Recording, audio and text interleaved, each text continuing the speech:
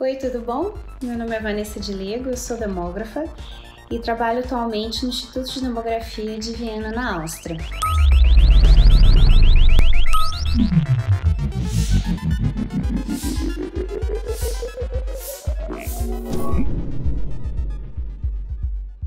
A demografia é uma área um pouco desconhecida no Brasil, mas ela, na verdade, trabalha com fenômenos populacionais.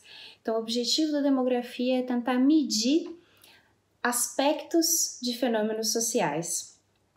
Digamos que ela seja a parte um pouco mais matemática e mais técnica da ciência social aplicada. São 3 componentes principais que um demógrafo pode se dedicar a estudar: fecundidade, mortalidade ou migração. A minha área de especialização é em mortalidade. Então, dentro de mortalidade, o que a gente busca fazer é tentar medir quais são os determinantes e as consequências de aspectos que estão associados à mortalidade humana. Então, desde medir as taxas de mortalidade até entender por que essas taxas se refletem da forma como elas se refletem. A minha principal pesquisa dentro de mortalidade está associada a diferenças entre homens e mulheres, no que tange a sobrevivência deles, mas também em relação a características de saúde. Então, existe uma relação íntima entre saúde e mortalidade, e o meu foco é tentar entender como que essa relação se dá quando a gente olha entre homens e mulheres.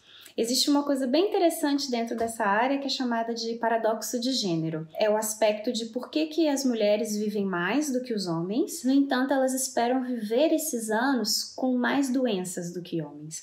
Então, é uma área de pesquisa bem interessante e ela tenta desvendar um pouco esse mistério. E a minha pesquisa aqui no Instituto de Demografia de Viena tem sido principalmente esses diferenciais de gênero e também atuar nesses indicadores de saúde. Então, como que diferenças entre surveys de saúde, questionários, diferenças entre como que cada país reporta, as pessoas reportam também, e cada país reporta questões de saúde, como que isso afeta as estimativas finais. Uma limitação que o Brasil tem, ele tem dados que são muito ricos, mas a gente tem também, por outro lado, diferente de outros países, uma limitação de dados, que a gente possa realmente acompanhar homens e mulheres ao longo da vida deles e entender quais são os fatores associados a isso. Porque, em geral, porque essas pesquisas são caras. Elas são caras, elas demandam tempo, e então é muito difícil você ter um recurso que seja aprovado para 30 anos, que você possa acompanhar, fazer estudos de longo prazo para realmente tentar identificar esses fatores. A forma como eu cheguei aqui em Viena é bem interessante e ela está associada um pouco à contribuição que a gente precisa pensar como brasileiro no ambiente internacional, que foi uma participação minha num congresso. Então, eu vim em Viena para poder apresentar um trabalho. E quando eu apresentei esse trabalho, o atual líder aqui da pesquisa, o atual chefe, ele veio conversar comigo e falou assim: nossa, nosso trabalho está tão alinhado, você está fazendo coisas tão parecidas com a minha, você tem interesse de vir trabalhar comigo? Eu vou começar a desenvolver pesquisas mais nisso, o que você acha? E foi assim que eu vim para cá.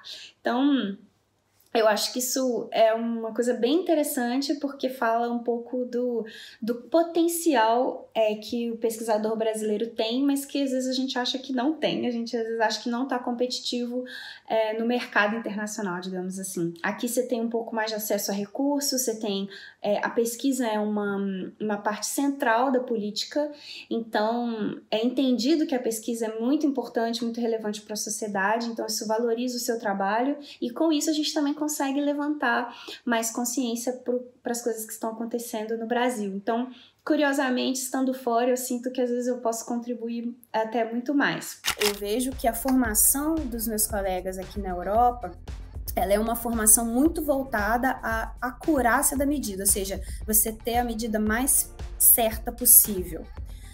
Que é claro que é o foco de uma área como a demografia que trabalha com medida, mas os números não falam por si sós, ainda mais os números que a gente está lidando, que são números vivos, são curvas vivas, é curva de gente, que refletem pessoas. Então, você precisa interpretar esses números, não adianta só você medir esses números, né? Então, a gente tem uma formação muito crítica, muito provavelmente, até pelo nosso contexto ser um contexto complexo. Então, pelo fato do Brasil ser um país muito complexo, um país com muita desigualdade, com muitas características multifacetadas, isso faz com que a nossa formação seja mais crítica, com que a gente nunca olhe um número como dado. A gente sempre tenta interpretar, e isso gera uma curiosidade maior, isso gera uma capacidade de você realmente tentar tirar o máximo daquele resultado. Recentemente a gente também fez um trabalho sobre o coronavírus, uma técnica que a gente desenvolveu para poder tentar estimar o número de pessoas infectadas. Então, sabe-se que é muito desafiador, ainda mais em contextos em que você não consegue testar as pessoas, tem uma limitação de testagem, você não consegue de fato ter uma noção real do número de pessoas infectadas, e isso tem um impacto na estimativa de mortalidade. Esse trabalho foi publicado numa revista e recebeu bastante atenção da mídia austríaca e internacional. Na verdade não é uma palavra, mas é uma comida, que é uma comida típica daqui, chama Wiener Schnitzel. E eu escolho Wiener Schnitzel não tanto porque eu gosto, seja meu prato favorito, que nada mais consiste de um bifão empanado, mas porque quando eu cheguei aqui em Viena, eu cheguei num domingo à noite, e é um fenômeno que a gente não está acostumado com o brasileiro, que domingo nada fica aberto, absolutamente nada.